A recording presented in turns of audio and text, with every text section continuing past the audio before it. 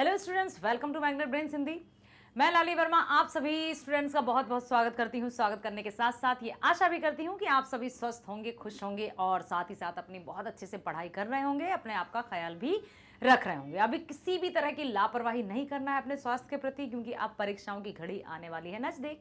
जैसा कि आपको पता है कि CBSE ने तो रिलीज़ कर ही दिया है अपना 10th और 12th का कि भाई 15 फरवरी से वार्षिक परीक्षाएं हैं। बिहार बोर्ड भी बिल्कुल पता ही देगा कि कब से आपकी वार्षिक परीक्षाएं, और भले ही आप 9th में हैं लेकिन आप अपनी जो परीक्षा की तैयारी वो ऐसे कीजिए कि बस आज से या कल से ही हमारी वार्षिक परीक्षाएं शुरू होने वाली हैं, क्योंकि आप इस धोखे में मत रहिएगा कि परीक्षाओं के समय पढ़ लेंगे सब हो जाएगा। हमें यदि भीड़ में शामिल रहना है तो हम ऐसी बात कर सकते हैं, लेकिन हमें बहुत स्पेशल बनना है या अपने आप को शिक्षा के प्रति पूर्ण समर्पित होकर अपने कार्य के प्रति लगनशील रहना है और एक अपनी पहचान अलग बनानी है, तो अपने आप को पूर्ण रूप से कर्म के प्रति समर्पित कर दीजिए। बस इसी तरह से जब आप पढ़ाई करेंगे और अपने हर एक कार्य के प्रति पूर्ण रूप से समर्पित रहेंगे तो निश्चय ही आपकी जीत होगी, अर्थात सफलता या मंजिल आपकी होगी। किसी भी प्रकार से निश्चिंतता या फिर लापरवाही बिल्कुल मत करना कि हो जाएगा, ठीक है ना, हो जाएंगे पास, नहीं, फिर हम रह जाते हैं एवरेज कैटेगरी में। यदि सोच साधारण होगी तो हम असाधारण काम कैसे करेंगे। जब असाधारण सा काम करना है तो सोच भी हमें असाधारण बनानी होगी और बहुत अच्छे से अपनी परीक्षाओं की तैयारी करनी होगी। और जब हम तैयारी करते हैं तो उसका फल भी अच्छा ही होता है, क्योंकि चमत्कार नामक कोई शब्द नहीं है। मेहनत करोगे तो फल आपका है, मेहनत नहीं करोगे तो कितना भी आप मतलब सोचो अरे ठीक है ठीक है ठीक है में, तो वो बहुत निम्न कैटेगरी का हो जाता है।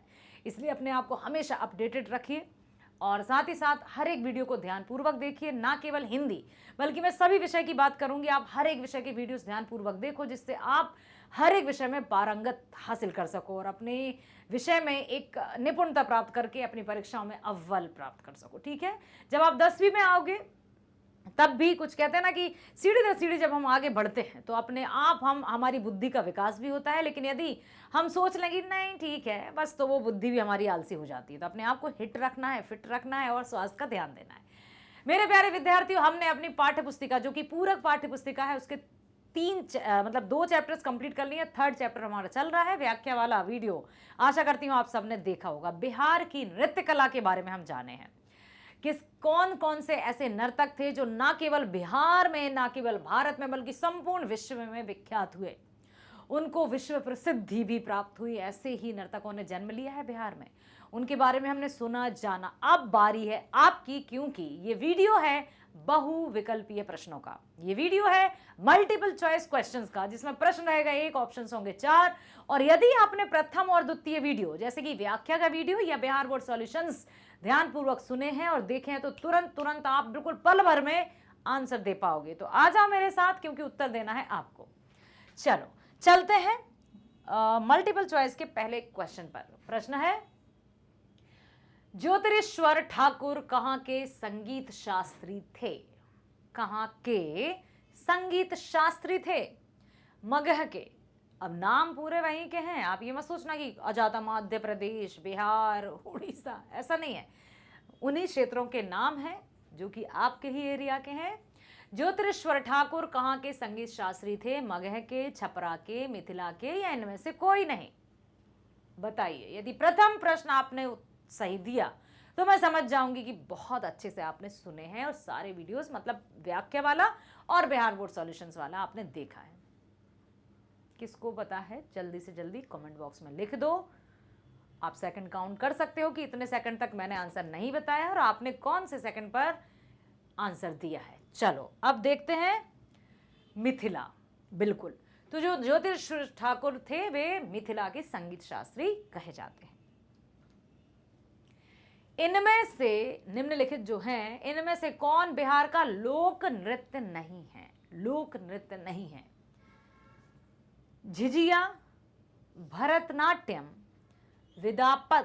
विदावत या नेटुआ? बहुत सोच समझ कर उत्तर दीजिएगा। इसमें पूछा है कि इनमें से कौन सा लोक नृत्य नहीं है, अर्थात कौन सा नृत्य है?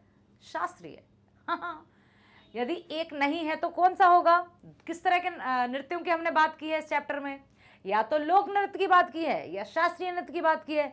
जब लोक नृत्य नहीं है मतलब शास्त्रीय नृत्य होगा, तो प्रश्न यह भी पूछा जा सकता है कि इनमें से शास्त्रीय नृत्य कौन सा है?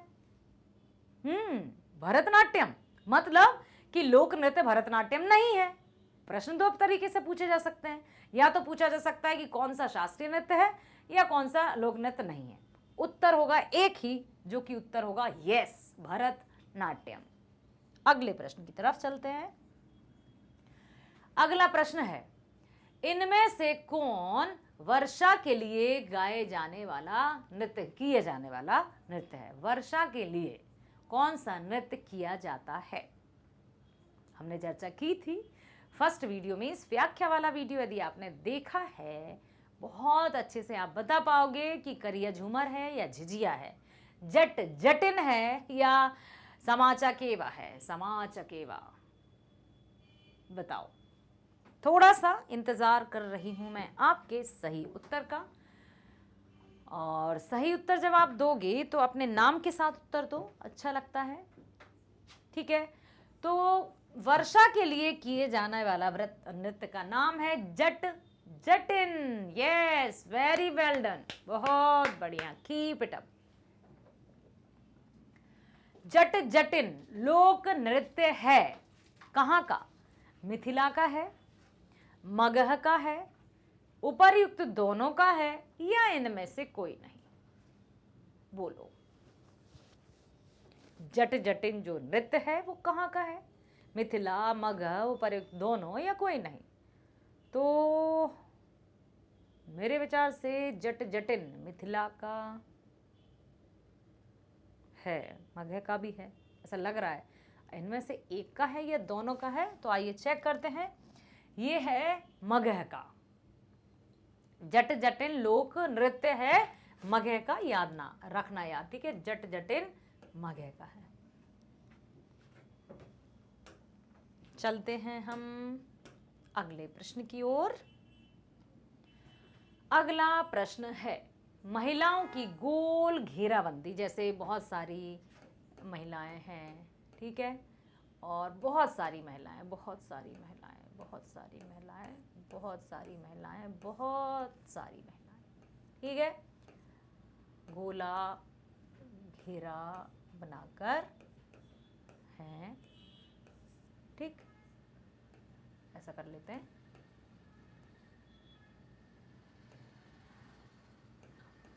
ठीक है, कुछ इस तरह से हाथों में हाथ डाल के नृत्य करते हैं।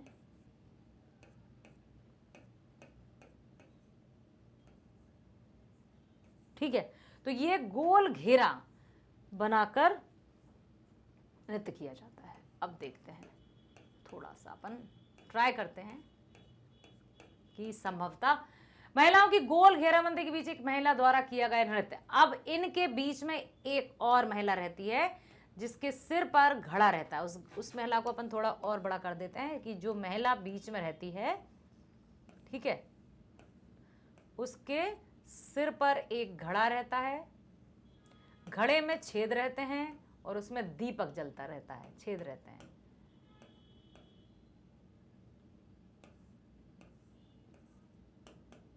ठीक, अब महिलाओं की गोल घेराबंदी के बीच एक महिला द्वारा किया गया नृत्य कौन सा है? घेराबंदी है, एक महिला उसके बीच में है, तो जट जटिन है क्या, करिया झूमर है, झिझिया है, या विदावत है? कौन सा है? विदावत है, झिझिया है, करिया झूमर है, या जट जटिन जिसमें महिलाओं की गोल घेराबंदी के बीच में एक महिला द्वारा नृत्य किया जाता है जिसके सिर पर एक घड़ा होता है। अच्छे से बना दूं और मुझसे ड्राइंग नहीं होती है। घड़े में छेद रहते हैं, ठीक है, उसमें एक दीपक भी रखा रहता है जो जलता रहता है और वो उसके सिर पर रहता है, तो वो नृत्य है झिझिया। अब याद रखना कि झिझिया नृत्य के बारे में जब हमने चर्चा की थी तो हम मैडम ने एक चित्र बनाया था। जब हम जो कोई भी प्रश्न हो या कोई भी विषय की जब हम पढ़ाई कर रहे होते हैं, यदि वो स्थिति और वातावरण हम याद रहता है कि हम वहाँ बैठे थे तो हमने याद किया, हम वहाँ बैठे थे तो हमने याद किया, इस तरह से आपको ये याद रखना है कि झिझिया नृत्य एक ऐसा नृत्य है जिसमें एक स्त्री बीच में रहती है, आसपास गोल घेरा बनाकर रहती है और उस नृत्य को कहते हैं झिझिया। ओके। अगला, एक दूसरे के हाथ में हाथ डालकर लड़कियां गोलाकार घूमती हैं, जिसे कहा जाता है। एक दूसरे के हाथ में हाथ डाला है और बस गोल घूमती हैं, ठीक है, गोल गोल गोल गोल गोल गोल घूमती रहती हैं, वो गोल गोल गोल गोल घूमती रहती हैं। तो एक दूसरे के हाथ में हाथ डालकर लड़कियां गोलाकार घूमती हैं, जिसे कहा जाता है क्या? डोमकच, करिया झूमर, झिझिया या जट जटिन। तो जट जटिन और झिझिया तो नहीं है, डोमकच या करिया झूमर। यस, ठीक है, आगे चलते हैं। जलुआ किस लोक नृत्य का अन्य नाम है? यस, हमने बात की थी ना कि जलुआ, और ये कभी प्रश्न पूछा जाता है कि जलुआ किसे कहा जाता है, या उस नृत्य का नाम लेकर पूछ लिया जाए कि इसको और क्या कहा जाता है। तो प्रश्न आ गया है कि जलुआ किस लोक नृत्य का नाम है? जलुआ डोमकच। डोमकच जो है उसको जलुआ भी कहा जाता है। याद रखिएगा, बिल्कुल कंफ्यूज नहीं होना, जलुआ या डोमकच। याद रखना कि जब मैडम ने पढ़ाया था तो इन दोनों के नाम लिखे थे और दोनों एक ही है, अलग अलग नहीं है, ठीक है। जलुआ डोमकच को ही जलुआ, जलुआ को डोमकच। तो या तो पूछा जा सकता है डोमकच का एक और नाम क्या है, तो जलुआ, जलुआ का एक और नाम क्या है, डोमकच, ठीक है। मलाहों के नृत्य को कहा जाता है पेशेवर, पवरिया, धोबिया। इनमें से कोई नहीं तो पवरिया ही होगा। यस, ठीक है। मुखौटा नृत्य का अन्य नाम क्या है, जिसमें एक तरफ स्त्री की वेशभूषा, दूसरी तरफ पुरुष की वेशभूषा के साथ साथ नृत्य मुद्राएं की जाती हैं? तो उसको कहते हैं, यहां पर लिखा है मुखौटा नृत्य। उसको और क्या कहा जाता है? गुड़िया नृत्य कहा जाता है, या बालक नृत्य कहा जाता है, नर्तक नृत्य कहा जाता है, इनमें से कोई नहीं। यस, वेरी गुड, बहुत जल्दी आंसर बता दिया है आपने कि गुड़िया नृत्य को ही मुखौटा नृत्य कहा जाता है। Very very very good. Domkach नृत्य का प्रचलन कहां शुरू हुआ? डोमकच, अभी हमने बात की थी, डोमकच या जलुआ। जलुआ और डोमकच एक ही है। तो इसका प्रचलन कहां हुआ? बक्सर में, रोहतास में, नवादा में या पटना में? कहां हुआ था, बोलो। ओके, नवादा में, ठीक है। किस नृत्य में एक ही व्यक्ति पुरुष तथा महिला का मुखौटा पहनकर नृत्य करता है? देखो, प्रश्न कितने तरीके से, एक ही आंसर उसका एक ही है, लेकिन प्रश्न कई तरीके से पूछे जा सकते हैं। कौन सा ऐसा नृत्य है जिसमें एक ही व्यक्ति स्त्री और पुरुष की भूमिका निभाता है मुखौटा पहनकर? नर्तक नृत्य, बालक नृत्य, गुड़िया नृत्य, इनमें से कोई नहीं। तो फिर आंसर आया गुड़िया नृत्य। वेरी नाइस, बहुत सही। अगला प्रश्न है, बहुत ध्यान से सुनिएगा और उत्तर भी सोच समझकर दीजिएगा। विश्वविद्यालय नर्तक के रूप में महाराज का नाम सभी जानते हैं। विश्वविख्यात नर्तक के रूप में महाराज का नाम सभी जानते हैं। शोभना महाराज, दूसरा है बिरजू महाराज, तीसरा है हरिउप्पल महाराज या नगेंद्र मोहनी महाराज। किसका नाम? बताओ। मेरे हिसाब से नहीं, मैं अभी नहीं बता रही हूं, बिल्कुल बिरजू महाराज, क्योंकि बिरजू महाराज का ही नाम महाराज लगता है। बिरजू महाराज का नाम तभी पूरा माना जाता है। भिखारी ठाकुर का संबंध किस जिले से है? भिखारी ठाकुर बक्सर, भोजपुर, दरभंगा या फिर रोहतास? भिखारी ठाकुर जी का नाम किस जिले से संबंधित है? भोजपुर से। निम्नलिखित में से कौन बिहार के कथक नर्तक कौन है कथक के? नलिन गांगुली, नगेंद्र मोहनी, शिवजी मिश्र या उपर्युक्त सभी? बिहार के कथक नर्तकों की बात की जा रही है, नर्तकों की बात की जा रही है, ठीक है। नर्तक भी कह सकते हैं, नर्तक भी कह सकते हैं, तो आप नर्तक भी लिख सकते हैं, ठीक है। प्रश्न ऐसा भी आ सकता है। निम्न में से कौन बिहार के नर्तक हैं? नृत्यक भी सही है, नर्तक भी सही है। तो आपको बताना है कि नलिन गांगुली हैं, नागेंद्र मोहनी जी हैं, शिवजी मिश्र है, या फिर तीनों ही बिहार के हैं कथक नृत्य। कंफ्यूज्ड? I know. सभी, यस, ये सब बिहार के ही हैं और सब कथक नर्तक हैं। नागेंद्र मोहनी का संबंध किस नृत्य से है? अभी तीनों के नाम आए थे, कथक, भरतनाट्यम, उपरयुक्त दोनों, या इनमें से कोई नहीं। तो नागेंद्र मोहनी जी तो कथक भी करते थे और भरतनाट्यम भी, अर्थात दोनों ही उसका उत्तर होगा। यस। नागेंद्र मोहनी के कथक गुरु कौन थे? गांगुली जी, शिवजी मिश्र, हरिउप्पल जी, या आनंद जी? सोचो, बोलो और बताओ कि उनके जो गुरु थे वो गांगुली जी थे। ठीक है।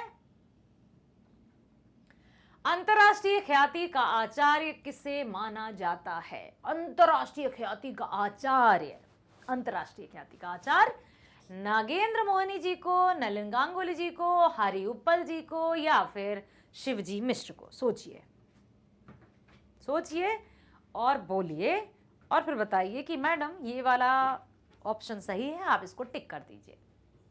अंतरराष्ट्रीय ख्याति का आचार्य माना जाता है नागेंद्र मोहनी जी को, नलिन गांगुली जी को, हरिउप्पल जी को, यस, नागेंद्र मोहनी जी को। आगे चलते हैं। प्रश्न है, निम्नलिखित में से कौन नृत्यांगना सरकारी पदाधिकारी भी रह चुकी है? नृत्यांगना भी है प्रसिद्ध और सरकारी पद पर भी आसीन रह चुकी है। नीलम चौधरी, बिरजू महाराज, शोभना जी, या रमोदास? तो देखो, नीलम चौधरी नहीं रही है, बिरजू महाराज नृत्यांगना नहीं है, शोभना जी और रमोदास। नीलम चौधरी थी नहीं, बिरजू महाराज नर्तक हैं, नॉट नृत्यांगना। ठीक है। नृत्यांगना का स्त्रीलिंग हो जाएगा नर्तक या नृत्यक। ठीक है, नृत्यक या नर्तक, स्त्रीलिंग। तो अब शोभना, बिरजू महाराज तो नृत्यांगना नहीं है, वो तो नर्तक थे, नृत्यक थे। ठीक है। नीलम चौधरी जी भी नहीं है, रमोदास भी नहीं है, अर्थात शोभना जी ही रही होंगी। बिल्कुल सही जवाब, बहुत सही, वेरी गुड, वेरी गुड। तभी मैं कहती हूं कि कभी भी जो भी ऑब्जेक्टिव टाइप क्वेश्चंस रहते हैं उसमें आप सही की तरफ मत भागना, सारे ऑप्शंस को पढ़ना, समय सीमित रहता है और इस तरह से आप करना अच्छे से। ठीक है। बिहार में शास्त्रीय नृत्य की पहली ज्योति जलाने वाले कौन हैं? पहली ज्योति शास्त्रीय नृत्य की, हरिउप्पल जी, नागेंद्र मोहनी जी, बिरजू महाराज जी, या शोभा महाराज जी, शोभना महाराज जी? तो वो हैं हरिउप्पल जी। इनको, उनका नाम सदा अमर रहेगा, सबका नाम अमर रहेगा जो अपनी कला से मतलब बिहार को, भारत को, संपूर्ण दुनिया में रोशन कर चुके हैं। बिहार में शास्त्रीय नृत्य की पहली ज्योति जलाने का तो नाम जाता है या वो जाता है हरिउप्पल जी को। बहुत बढ़िया, very good, keep it up, well done all. इसी तरह से आप बहुत अच्छे से उत्तर देते रहिए, ध्यानपूर्वक सुनेंगे तो उत्तर दे पाएंगे और बने रहिए हमारे साथ। जो 100% फ्री ऑनलाइन एजुकेशन है और साथ ही साथ सभी प्रकार की प्रतियोगी परीक्षाओं की वीडियोस भी आप देख सकते हैं 100% फ्री। तो बस फोकस्ड होकर वीडियोस देखिए, पढ़ाई कीजिए, अपने आप का ध्यान रखिए। मिलते हैं नेक्स्ट वीडियो में। स्वस्थ रहिए, खुश रहिए, bye bye, thank you so much.